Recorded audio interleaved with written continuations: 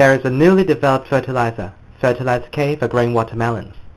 We would like to compare the performance of this new fertilizer against the most popular Fertilizer A. The experimental farmland has an area of 500 meters by 500 meters. There is a small stream running from the east to the west on the south edge of this farmland, and the farmland is high in the east with an inclination of 5 in 100. Therefore, the farmland is wettest in the south and of highest altitude in the east. Since the altitude of the land and the soil water contents are not even across the farmland, and these factors are likely to influence the growth of watermelons, we divide the farmland into 9 regions to minimize the effects of such variations. Each region will be a square of 130 meters length.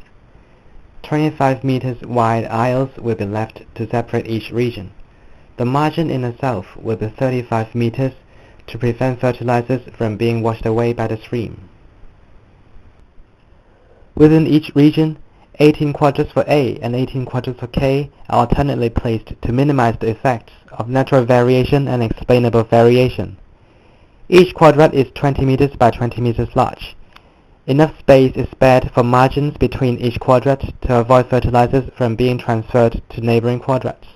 Now, let's take a closer look at one of the quadrants using Fertilizer K. All watermelons in it are growing with Fertilizer K only. Each quadrant has 10 rows, and each row has 10 watermelons with separations of 2 meters apart. Each row is also 2 meters apart, with sprinklers in between. Irrigation frequency and water flow are kept constant throughout the study. So to summarize the setup, there are 9 regions in the farmland, each region containing 18 quadrants of A and K each, and in each quadrant we have 100 watermelons. We randomly sample 10% of them for measurement. Only fully mature and healthy watermelons will be measured.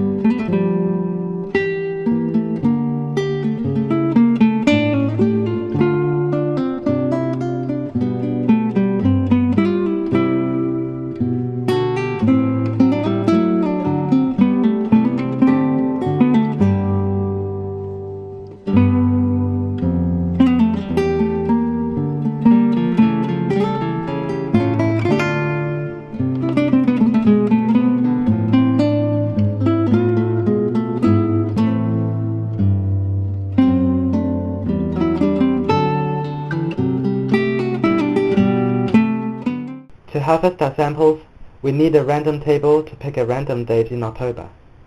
Moreover, to ensure watermelons grown in all levels of soil condition are obtained for the study, random samples of the same size will be drawn from each of the 9 regions.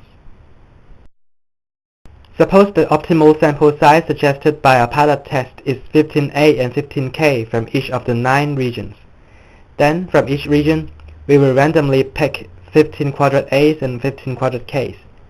For each quadrant picked, we will randomly draw 10 watermelons for the measurements, and the mean for the 10 watermelons will be considered.